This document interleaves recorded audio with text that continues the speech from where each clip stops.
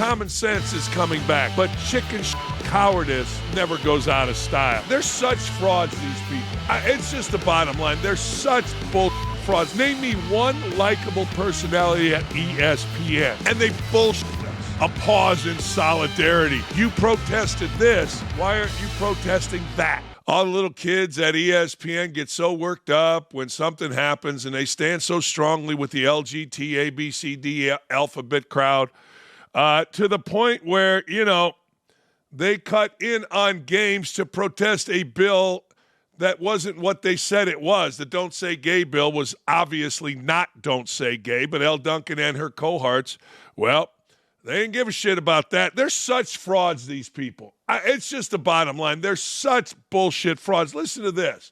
And you won't hear anybody resign from it. You won't hear anybody talk negatively about it. Disney, the company that owns ESPN, is opening a theme park in Saudi Arabia. Now, Saudi Arabia is a country where gay people have been beheaded. Like, beheaded. Where are you? Nothing. Crickets. The front office sports, the sports network, says the sports network lost 3% of its entire subscription base on its ESPN Plus platform at the end of 2024. More importantly, with 24.1 million paid viewers, the current total subscriber numbers are the same as they were in mid-2022. We don't have quite those numbers, but our numbers continue to go up and up and up. So in the 2 years in a time period where interest in sports has continued to grow and the platform has been home to multiple big events, it's gained no new signups virtually. Not great news for Disney.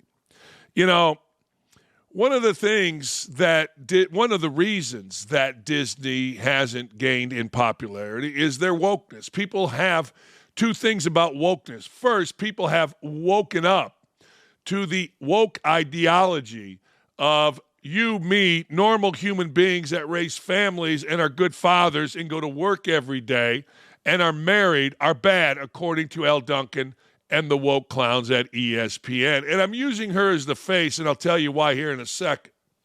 That's one of the reasons. We've learned only watch ESPN for the sports, the games. If ESPN didn't have all these contracts, that outfit would have been gone a long time ago. The radio is non-existent. The streaming isn't growing, although I must admit, I do subscribe to the streaming because Illinois State, my son's team, is a part of that. Their games are on ESPN+. But ESPN's personalities are unlikable. Name me one likable personality at ESPN. And they bullshit us. A pause in solidarity to protest Governor Ron DeSantis, quote, Don't Say Gay bill. That's what they do. A.L. Duncan, here she is. Let me ask you a question. Is she pissed off that the people that own her company that she works for are building a theme park, making money in Saudi Arabia where they behead? I bet you she doesn't. Here's this fraud, Elle Duncan, in solidarity. Legislation happening in Florida and across other states as well that are targeting our LGBTQI plus communities. Many of our colleagues here at ESPN have planned and organized a walkout that will be happening at 3 p.m. Eastern today. And to be honest with you, we thought we were going to come here today and really celebrate a sport that has meant so much and done so much, including for so many in the LGBTQI plus communities. But we understand the gravity of this legislation and also how it is affecting so many families across this country. And because of that, our allyship is going to take a front seat. And with that, we're going to pause in solidarity. Oh, shut up with your paws. Oh, shut up with your paws. Really? Oh, baby. Hey, Al Duncan. This is a tweet in 2022, men's women basketball tournament open right here. Hey, Al Duncan, Disney just announced a new theme park in a country where gay people can be beheaded. I know gay rights are very important to you. When will the on-air ESPN protest of this decision be? Want to make sure OutKick covers it. You know it's not going anywhere. You know these people are full of shit. You know they're completely full of shit. Hey, look, they may support, I wrote it down, LG whatever, QI plus. Okay.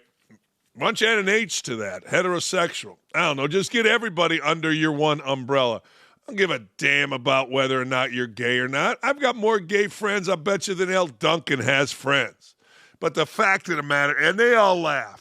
They all laugh at the stupidity of ESPN's on-air. They all laugh at the self-promotion of ESPN's on-air people doing things like this. In fact, the first person that called me, I didn't even know ESPN was doing, Disney was doing a theme park in Saudi Arabia. The first person that texted me and then called me was one of my gay brothers. And he said, watch. You just watch. Not one person will walk out in protest. Not one person will pause on air. Not one person will on Twitter bitch, whine, and moan. He said, Dan, quote, you watch. And I am. And thus far, unless I've missed it, nothing. Crickets. Of course it's crickets. Because back in 22, when L. Duncan did that during the women's tournament, it was cool. Just like right now, it's cool to transgender your kid, certainly in Hollywood. It's cool. I don't get it. It's called Munchausen by proxy, where you hurt your child to gain some type status for yourself. Look it up. It's asinine, it's ridiculous, it's hurtful. And don't think for a second that doesn't extend to the douchebags do-nothing that are on your television at ESPN. If they really had heart, if they really were concerned, they would go on air and bitch about their ownership. Hell, Howard Stern did it for years and years and years. He became the king of all media. But you're not going to see that out of L. Duncan. You're not going to see that out of any of these frauds. You're not. You won't. You can't. Because they are frauds. Period. No more, no less. Anyway, the fact that just this week, those very same LGBTQIALMNOP teammates over at Disney announced that they were building a brand new theme park in Abu Dhabi, which is in the UAE, which is the country that people can be beheaded for being gay. These extreme lefties never believe what they actually say. They don't. It's all theater. They've been brainwashed so badly over the past decade that they'll protest anything as long as it fits a narrative and as long as it gives them clout. And it does give you clout in a very weird way with the national media. It does. You want to get into and on awful announcing and other websites? Do that. You want to make the New York Times? Do that. Is the New York Times or any of these other jackassery newspapers, far left-leaning newspapers, going to report how, wait a second, you protested this, why aren't you protesting that? We all know the reason. We do. I just gave you the reason. Because back in 2022, it was cool. You were one of the cool kids. Now people look at you like, you're a dumbass. Leave us alone. I want to watch the game. Common sense is coming back. But chicken shit cowardice never goes out of style. Hey, friend of the show, friend of mine, Urban Meyer, is absolutely right here. He's calling for severe punishment for Michigan football amid the fallout of their sign-stealing scandal, saying he believes Sharon Moore should be finished coaching in college athletics. He's absolutely right about this. Moore was named the full-time Michigan head coach after Jim Harbaugh's departure.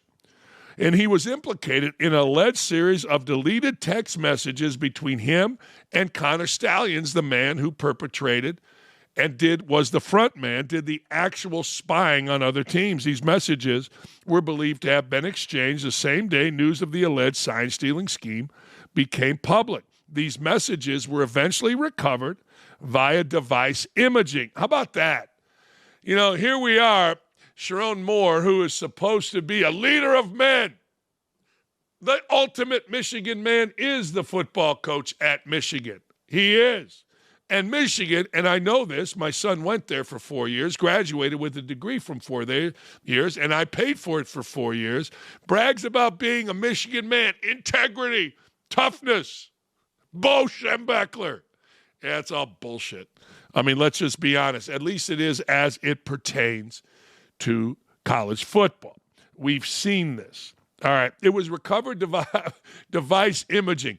Yo, hey, I want to see your text messages. Okay, here you go.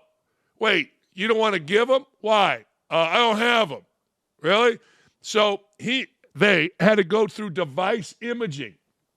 I don't know about you, but I've never had to have anybody go through device imaging looking at my text. And that is according to a draft of the NCAA's notice of allegations obtained in 2024. While Michigan could face future sanctions from the NCAA, the former head coach of Ohio State, so of course everybody's going to point to that, but Urban ain't wrong, lobbied for more harsh punishments, including for more. If you, as a college football coach, if you lie as a college football coach to the NCAA, my personal opinion, you're finished. You're done. That's not making a text message. That's not going to lunch with somebody who you're not supposed to go to lunch with. That's not sending a letter when you're not supposed to, all of the frivolous level 3s and all that nonsense. When they got you and they say, did you do this, and you refuse to cooperate, or they refused, or they lied, in my very strong opinion, you're finished coaching in Division I college football or basketball. Guess what happens? The risk now is too high, and I don't think you'd ever see that kind of stuff again. I've said this for years. And it's a moot point for the most part now. But this has been my thing for years, and I've talked to Urban and others about it. Here's the level, right here, level 1. If you commit level 1 violations, you're done coaching. Look, I get it. You go to lunch. He's right. There's a bunch of frivolous things. Anything below that, you got to deal with.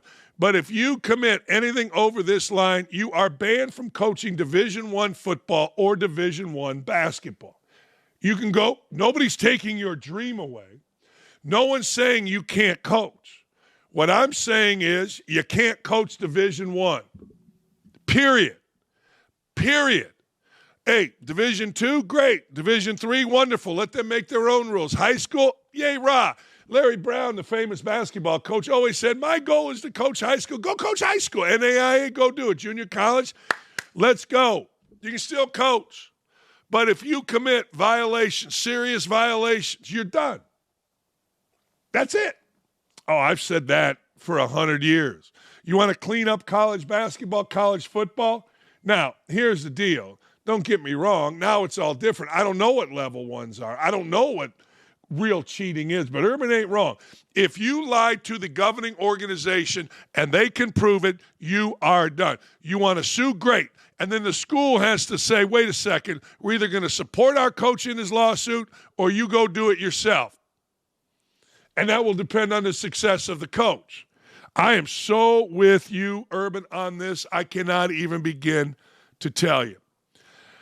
Tommy Lauren, our friend, makes a great point about being a popular white woman in the WNBA, proposing the question in her latest op-ed for OutKick. Is being white in the WNBA really a privilege if you have to keep apologizing for it? Boy, that's pretty good. Paige Bueckers is once again thrusting her forced white guilt center court because, heaven forbid, a white person just accomplishes something without apologizing to the whole woke mob for it. It is weird because the NBA and WNBA happen to be predominantly black, so the whole equality DEI thing may not be the best argument here. This is, of course, not unlike and eerily similar to what Caitlin Clark has said of her own privilege and prestige due to her whiteness. Also, given the fact that those two and all other white women are made to feel like crap, if they don't make comments like that, tells me being white in anything, especially pro athletes, isn't exactly a privilege, but rather a cross to bear. So for me, Paige and Caitlin are on their own. Let the woke mob have them. Well, that may be true, that may be true. Tommy may feel that way, but everybody has Caitlin Clark. Caitlin Clark, you can make the arguments among the 2 or 3 biggest stars in all of sports. So Caitlin Clark, we all kind of sort of say, okay, we get what you're doing here. You've had your ass kicked, all right? You've had your ass kicked, and, frankly, you don't want your ass kicked anymore, so you're sucking up. We get it. Paige Bueckers is just trying to be a little girl. She's just a little girl trying. She's trying to get ahead of it. She don't need her ass kicked. But I got to tell you, man, when is anybody going to say what it really is? How about just play basketball?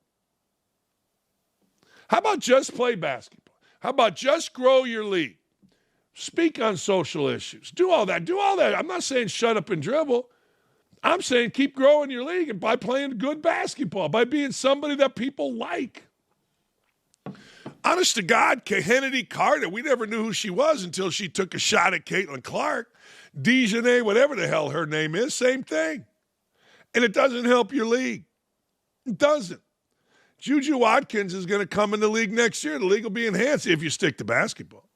And if she develops a personality, which who knows. Speaking of Caitlin Clark and Paige Bueckers, Bueckers says she doesn't see too many similarities between Caitlin Clark's game and her own, explaining that she feels the frequent comparison between herself and Clark are media-driven, and she intends to focus on herself throughout her rookie campaign. I've said this. Paige Bueckers is a terrific player. So is Tamika Catching. So is Asia Wilson. In her own way, really, so is Angel Reese. But we've seen their games. We've seen their games. There's nothing about Paige Bueckers' game that's going to be different from anything we've seen, whether it's been a white girl or black girl. But Caitlin Clark's is different. And I keep saying this, and people are still stupid about it. Caitlin Clark's game is completely different. It's energetic. It's stylistic. It's angry. It's all the things that you want in a player, and we have not seen that. We've not seen the behind-the-back pass. We've not seen the logo threes, pull-up jumpers. We have not seen the flair. We've seen good players. Hey, Diana Taurasi, if you want to use a white girl, really good player. Tamika Catchings here, Hall of Famer. But they haven't been Caitlin Clark in terms of flash. Maybe they have had more accomplished careers at this point, but they don't have the same game. We have seen a 6'2" woman miss layups constantly. We've seen women in the WNBA show their ass in little booty shorts. We've seen all this. We haven't seen Caitlin Clark's game.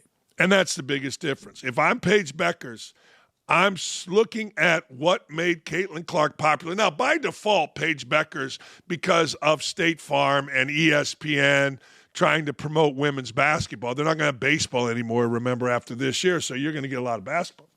But anyway, if I'm Paige Bueckers, I'm trying to constantly develop my game. Because she isn't Caitlin Clark. It's not even close. I think running my own race, not running a race in comparison, because in all honesty, I don't think me and Caitlin play at all alike. I don't think so either.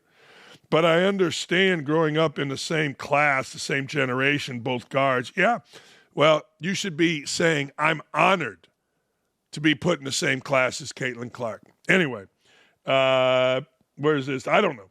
I don't think we play alike. You don't. Those comparisons are just media-driven, narrative-driven, and they're good for the game in terms of getting people to talk about it and a talking point. You don't. Your game is normal. You're a good player, really good player. But your game isn't anything interesting. I mean, basically, high school boys do what you do. Oh, they do. Not basically, they do. I mean, every high school guy in Indiana would kick, what are you doing? Caitlin Clark, different story. I'm sure we both have gotten used to it. I used to think about it and internalize it a little bit more. But now working on myself, working on being present. I love this stuff. I do. Oh, you're so cool. 22 years old, working on being the present. And embracing the people around me and just working on getting better every single day has kind of helped me. Good for you. Friend of the program, Pat McAfee, is going on the offensive, calling out the cowards of the college football committee who won't vote to change the format. That's why that's why you are put in those positions, McAfee said. That's your job. Here's McAfee.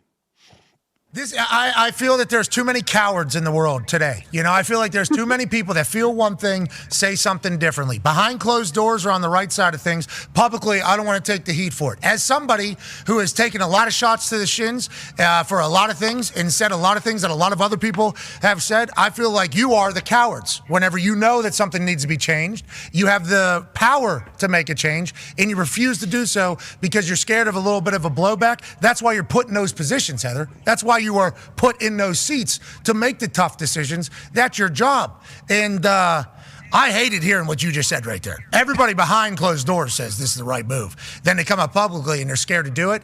It's like, I don't like that. Not just sports. That happens in the world, obviously, as we all know it. Davey, let me ask you a question.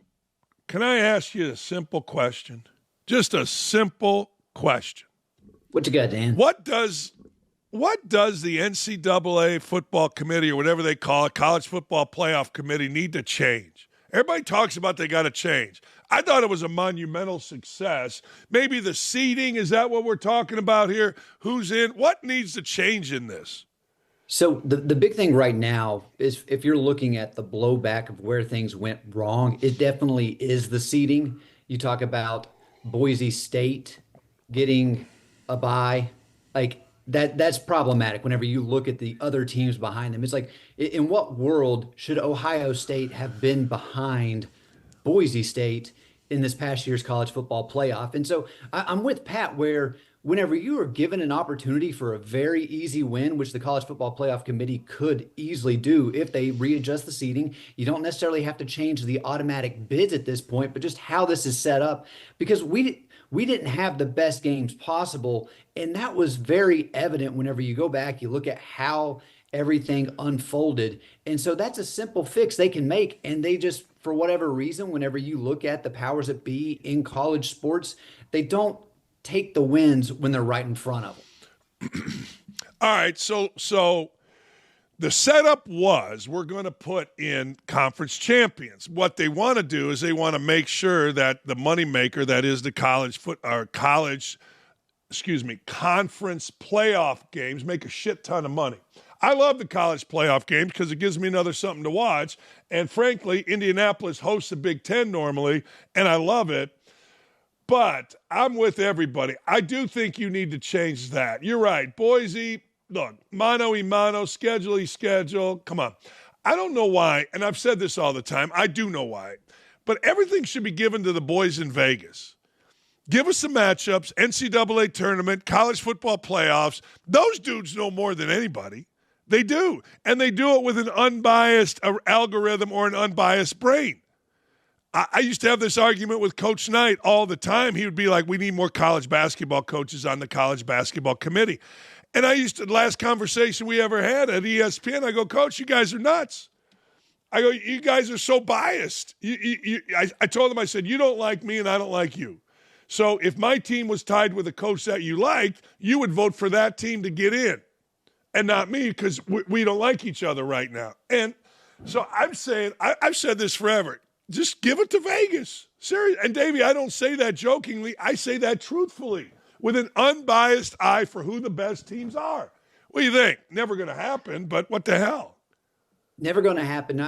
You kind of have to do the argument that we always see play out is like most deserving versus the best. And that was, right. You look at the SEC, that was their case. It's like these coaches talking about, well, there should have been more SEC teams in the college football playoff. We're better than, some of these teams on the back end, but that's where we continue to see the evolution of college athletics, especially whenever you look at conference realignment and just the powers that be. That's where the problem really lines up, because the Big Ten, the SEC are separating themselves, and everybody else is just doing whatever they can to stay in the mix. And so you just don't have people that are willing to make the necessary decisions that's going to allow for what we as fans want to see. And that's the best matchups possible.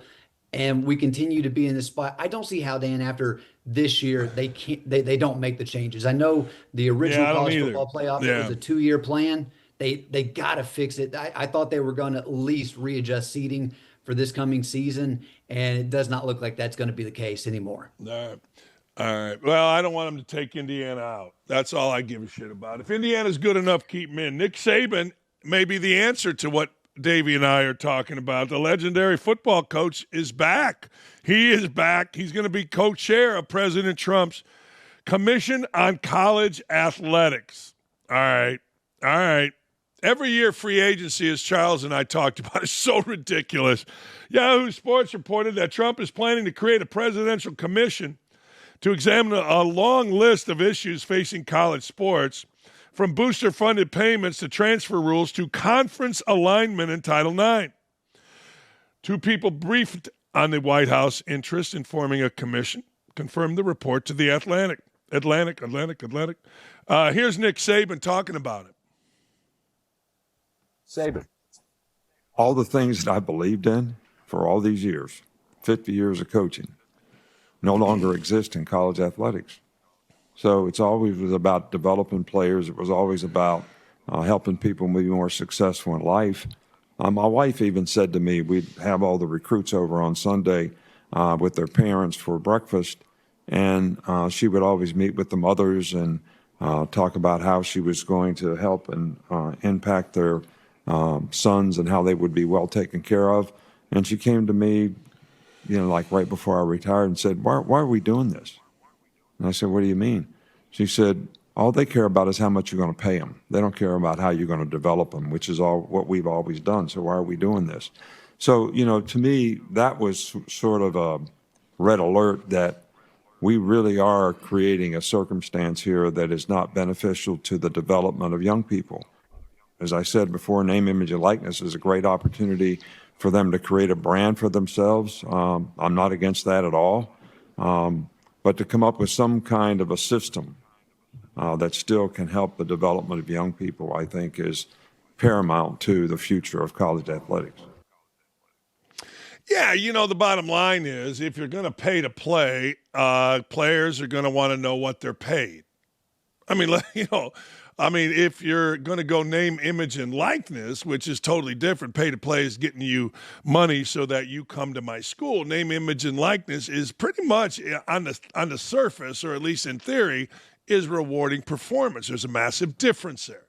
I'm a good player at Indiana. Next thing you know, I do some ads for a car dealership. Maybe I get a car. I don't know.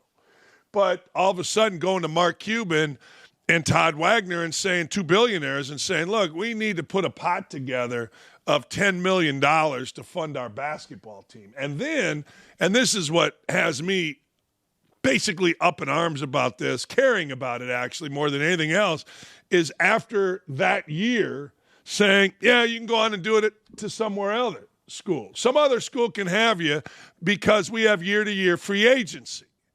That's just stupid. There isn't a league in the world that allows that. It's great for players, but I personally am the only human being alive that doesn't give two shits about an 18 to 23-year-old. I don't. Charles and I were talking yesterday. He's like, yeah, with your kids, you don't pay attention to them. I don't pay attention to the gripes of an 18 to 23-year-old. Suck it. Go to college. Shut up. Make your money. I don't want to hear from you. I don't want to hear any of it. But I'm different. I'm old. We all, I guess, you all, love the rantings and ravings and the thoughts of 18 to 22-year-olds. Why would you? Who cares? The pay for play and free agency must change. It just simply must. All right, he says, Vermont Senator and insane elder gasbag went on Fox News to join. This was unbelievable. This is unbelievable. He went out with Brett Baer defending his stance on using private planes during his Fight the Oligarchy tour that makes him an even bigger moron than AOC. Listen to this. Listen to this answer. He is fighting the oligarchy, whatever the hell that means. That, to me, means rich old dudes that are controlling the country. First word I used, rich.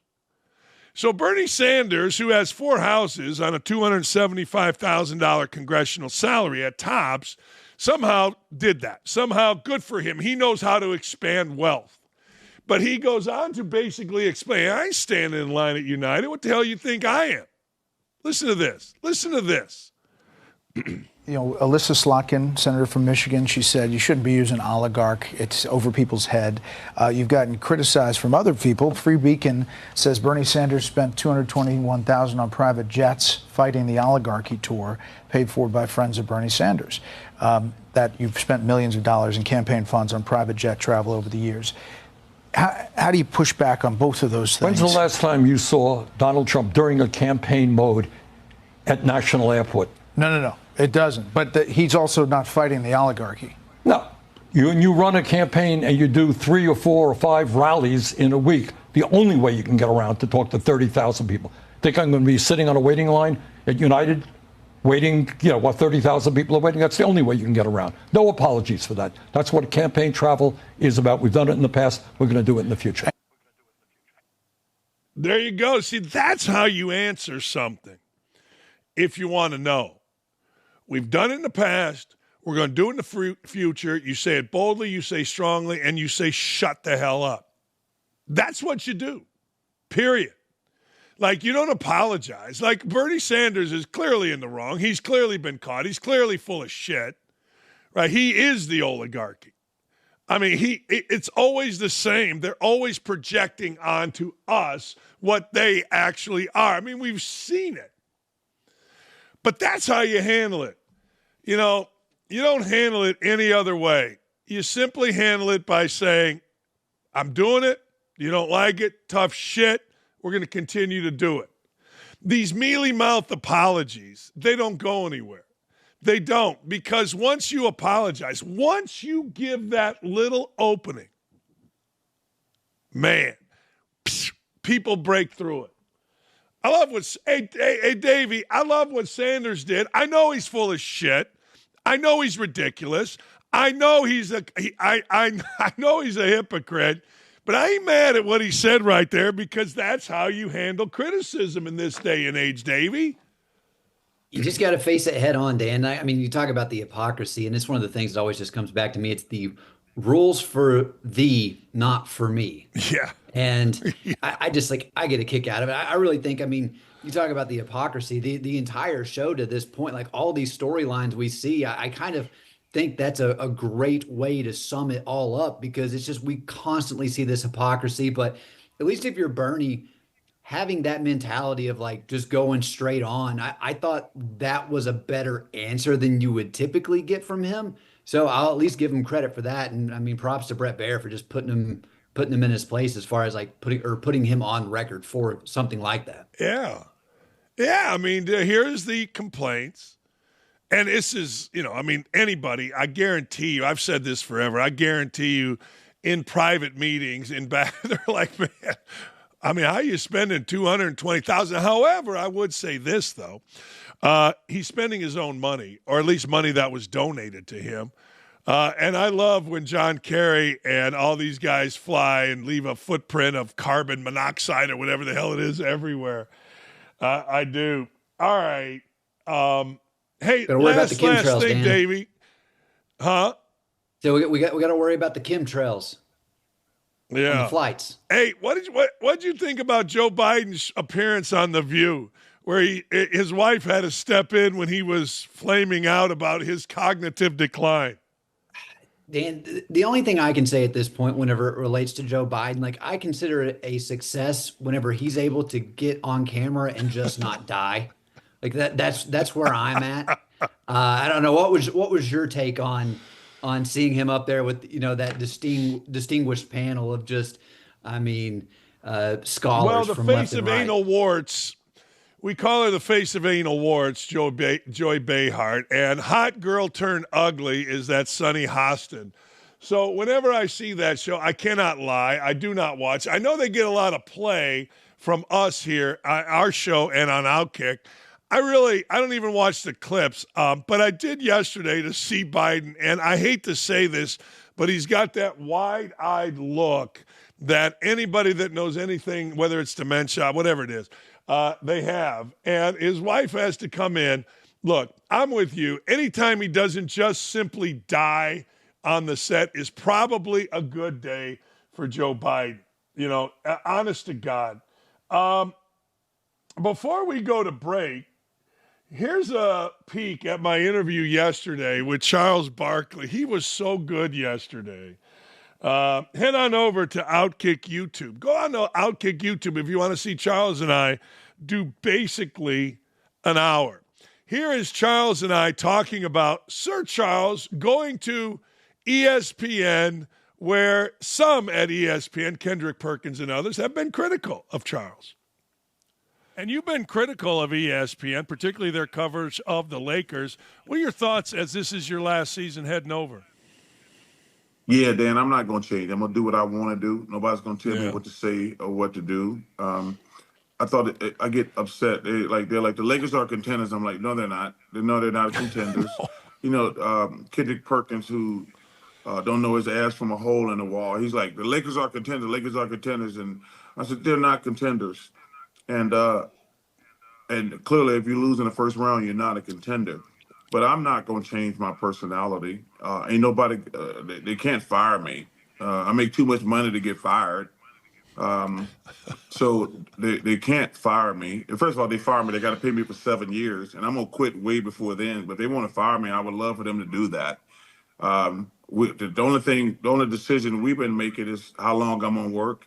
And I've been going back and forth with TNT for the last 2 months, whether I'm going to work 2 years or 3 years. But if I really wanted to, I could stay for 7 years, which there's no chance of that happening. Zero. But I have made it. I'm making a decision whether I'm going to stay 2 years or 3 years, but it's more likely 2 years. But if they're going to fire me, they'd have to pay me for 7, which they're not going to do because I make too much money. So I'm not worried about getting fired. And nobody at ESPN is going to tell me what to say or do, period.